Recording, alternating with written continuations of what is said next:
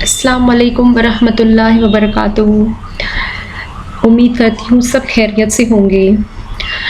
آج میں آپ سے ایک بہت اہم بات شیئر کرنا چاہتی ہوں۔ میں نے ایک امیج اپلوڈ کیا ہے، اب وہ آپ دیکھیے وہ امیج میں آپ کو کیا سمجھ میں آتا ہے، اور مجھے کمنٹ کر کے ضرور بتانا کہ آپ کو اس امیج میں کیا سمجھ میں آیا ہے۔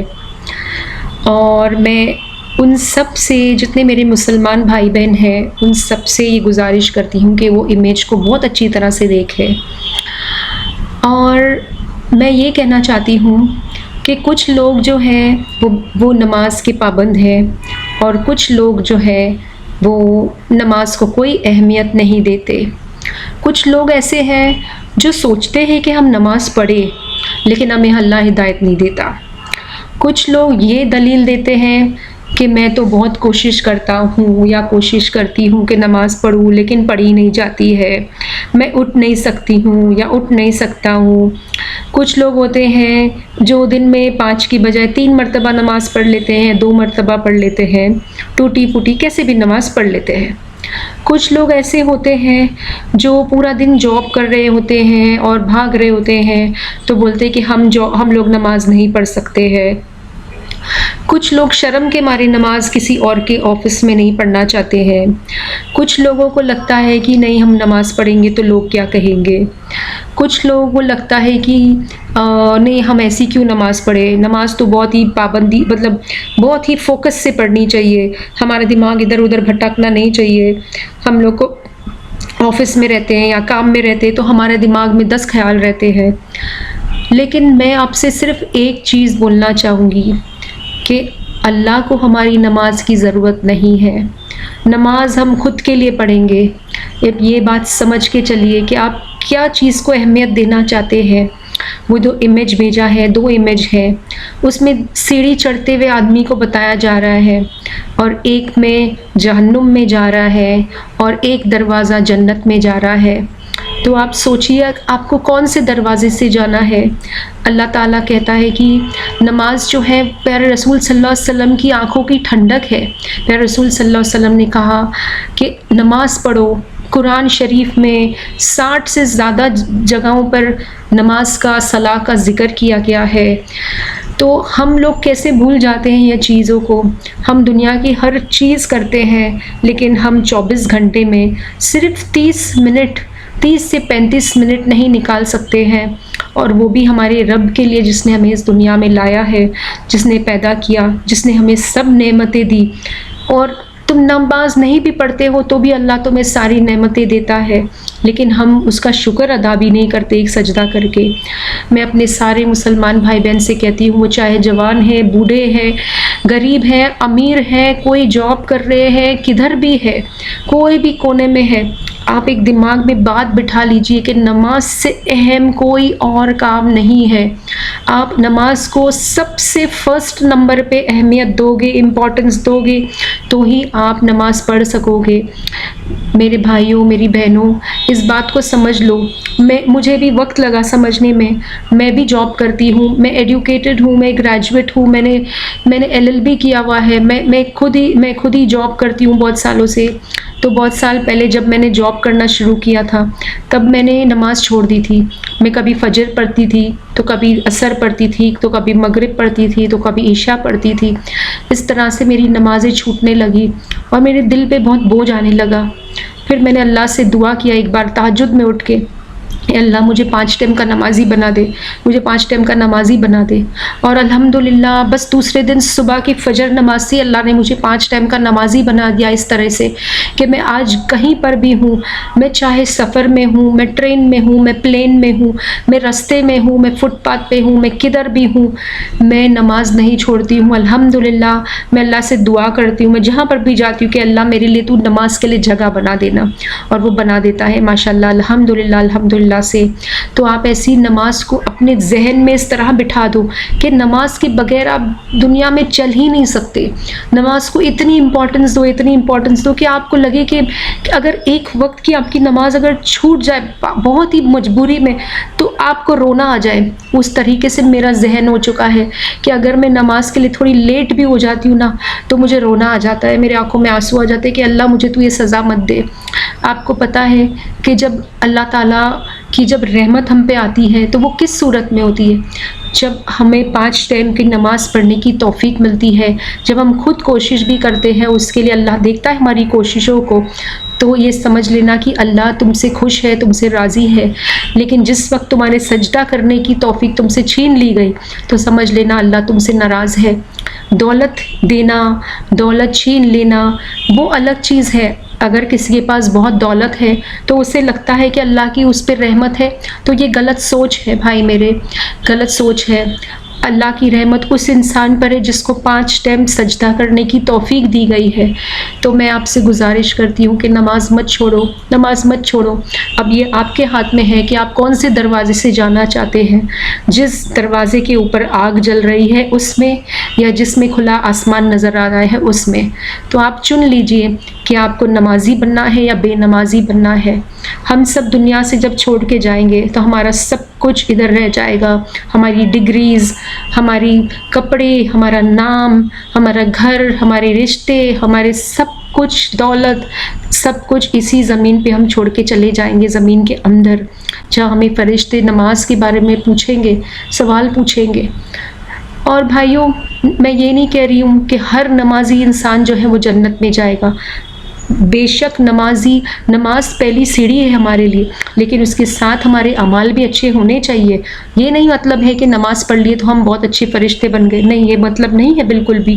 ہمیں نماز کے ساتھ ساتھ ہمیں باقی کی چیزوں کا بھی خیال رکھنا ہے، جیسے کہ ہر ایک وہ رسپانسبلٹی جو اللہ تعالیٰ نے ہم سے کہی ہے کہ ہماری پڑوسی کے لیے، ہماری فیملی کے لیے، ہمارے رشتہ داروں کے لیے، غریبوں کے لیے، ہر چیز سے ہمیں رشتے میں ہماری رسپانسبلٹیز نبھانی ہے۔ اور ہماری دولت کو کہاں خرچ کرتے ہیں، کس طرح سے کماتے ہیں ہم، حلال حرام، ہر چیز کا خیال رکھنا ہے۔ لیکن جو نماز ہے وہ ہماری سب سے مین جو 5 پلرز جو ہے، جو بنیاد ہے ہماری اسلام کا، وہ ہم اگر چھوڑ دیں گے تو وہ چیزوں کی، وہ نماز تو صرف اللہ اور اپنے بیچ میں ہے بس۔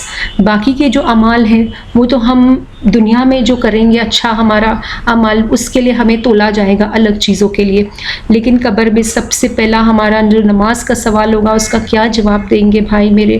اب سمجھیے میں ایسے بہت سے لوگوں کو ملتی ہوں، جو عورتیں بھی ملتی ہوں، میں جتنی عورتوں کو ملتی ہوں، میں برقعے میں رہتی ہیں، نقاب میں رہتی ہے، اور جب میں ان سے پوچھتی ہوں کہ نماز پڑھتی ہوں تو بولتے نہیں، ہم نہیں پڑھ پاتے ہیں۔ تو میں کبھی کبھی سوچتی ہوں کہ جتنی عورتیں پوری پابندی سے نقاب میں رہتی ہے، برقعے میں رہتی ہے، وہ ساری 5 ٹائم کی نمازی ہوں گی، لیکن یہ میری غلط فہمی تھی۔ مجھے لگتا تھا کہ ساری عورتیں 5 وہ نمازی ہوں گی، لیکن میں نے ایسی بہت کم عورتوں کو ملی جو نقاب کر رہی ہے لیکن نماز نہیں پڑھ رہی ہے۔ تو پھر کیا ہوگا؟ آپ سوچئے کیا ہوگا؟ نقاب کرنا تو الگ چیز ہے، لیکن نماز نہیں چھوڑ سکتے ہم، نماز نہیں چھوڑ سکتے ہم، کسی حالت میں نہیں چھوڑ سکتے۔ اور یہی ہے کہ ہم تو گھروں میں اچھے سے رہتے ہیں، آفس میں جاتے ہیں، راستے میں جاتے ہیں، مالز میں جاتے ہیں، سب جگہ جاتے ہیں، اچھی جگہوں پہ جاتے ہیں، اچھا کھانا کھاتے ہیں، اچھا پہنتے ہیں، اچھا پیتے ہیں، سب کچھ ہمیں اللہ تعالیٰ آج کی تاریخ میں دے رہا ہے، آج کی دنیا میں دے رہا ہے۔ جو غریب ہے وہ اپنے حساب سے جی رہا ہے، جو امیر ہے اسے الگ پرابلمز ہے، اور غریبوں کو اپنی اپنی پرابلمز ہے۔